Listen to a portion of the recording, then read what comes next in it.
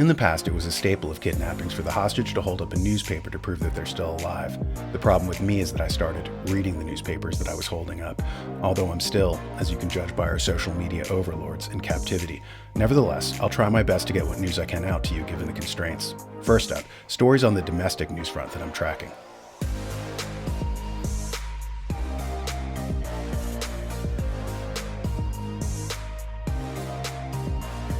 Your briefing begins with the headline: Boxing legend Mike Tyson to face Jake Paul in an exhibition fight. The former heavyweight champion Mike Tyson will return to the ring to face YouTuber turned boxer Jake Paul in an exhibition bout screened on Netflix, organizers announced Thursday. Tyson, 57, and Paul will face off at the AT&T Stadium in Arlington, Texas, the home of the NFL's Dallas Cowboys, on July 20th, Netflix and Most Valuable Promotions announced. Tyson said in a statement that he was looking forward to fighting an opponent who was 30 years his junior, insisting he had been impressed by Paul's performances in his fledgling boxing career. He's grown significantly as a boxer over the years, so it'll be a lot of fun to see what the will and ambition of a kid can do with the experience and aptitude of a GOAT, Tyson said. And of course, GOAT, for those who don't know, stands for greatest of all time, which Tyson arguably is. Although you wonder, the 27-year-old, Jake Paul, like what he'll derive from this other than, obviously a fat paycheck because it's clickbait. Because if you're going up against a 57-year-old, and granted it's a 57-year-old Mike Tyson, but nevertheless, if he prevails, it looks horrible, like you're beating up an old man. And if he loses, it looks horrible because you're getting beaten up by an old man. So, other than this being kind of, like a classic kind of YouTuber's marketing gimmick and, brilliant kind of like popcorn event, it's really, kind of silly. But nevertheless, that leads us into international news.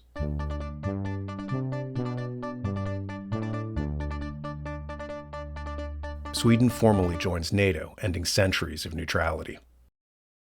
Sweden officially joined NATO as its 32nd member on Thursday, almost 2 years after first applying to the military alliance.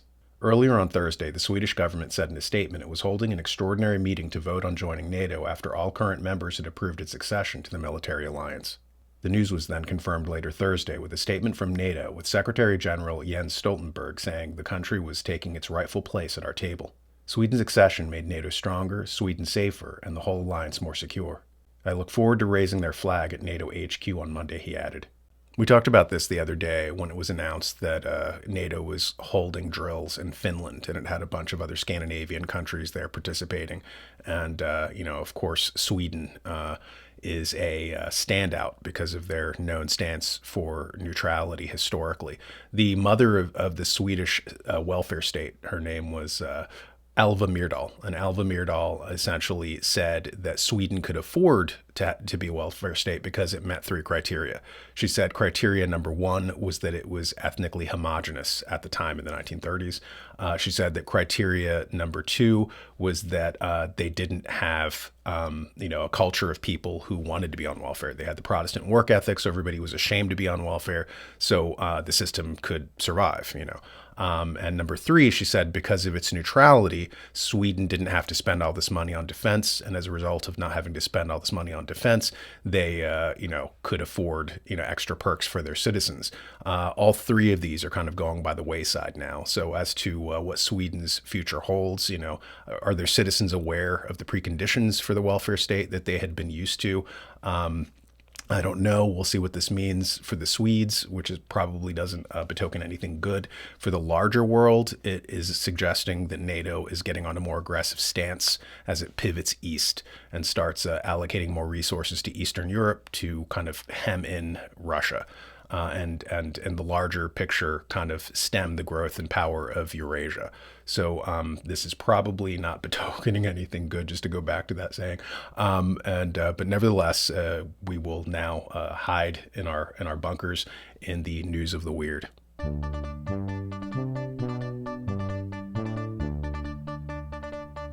Man who had buckets of stolen human remains and made leather from skin sentenced. Jeremy Pauley is one of 6 indicted as part of an investigation into a nationwide network of individuals who bought and sold human remains stolen from Harvard Medical School and an Arkansas mortuary. A Pennsylvania man whose home was filled with buckets of human remains has been sentenced. Jeremy Pauley was given 2 years probation after pleading guilty to abuse of a corpse. The sentencing was for the state charges against him. Pauley still has an ongoing federal case after pleading guilty to charges of conspiracy and interstate transportation of stolen property back in September. He faces up to 15 years behind bars for those charges, but is yet to be sentenced. Yeah, this is a gory and flesh-crawling story of people who were engaging in the secondary market of human remains. They were taking corpses from medical schools, kind of like in the past. You had people, scientists, who were studying human physiology in the Middle Ages, and they would kind of get in trouble for stealing corpses. Benjamin Franklin may have actually been one of these. They found a bunch of bones under his home in Philadelphia. Centuries later, they were digging up the foundation and found these things. But doctors had to hide and sneak these things. Like Leonardo da Vinci would study human physiology secretly and get in trouble for this stuff. In this case, what the media is portraying is that it's a bunch of just creepy, sociopathic, so-called self-styled artists who were using flesh, human flesh, to make, bound books and tanned hide leather, couches and just creepy works of art. And who knows where the story is going, but it's just strange and eerie what happens in the back corners, the underbelly of society. But that takes us into the subject of death, which leads us into our obituary segment.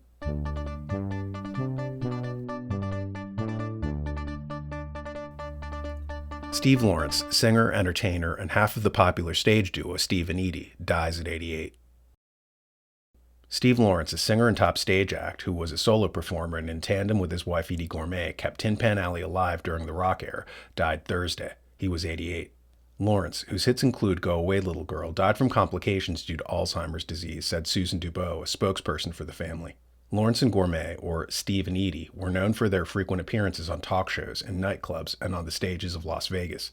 The duo took inspiration from George Gershwin, Cole Porter, Jerome Kern, and other songwriters.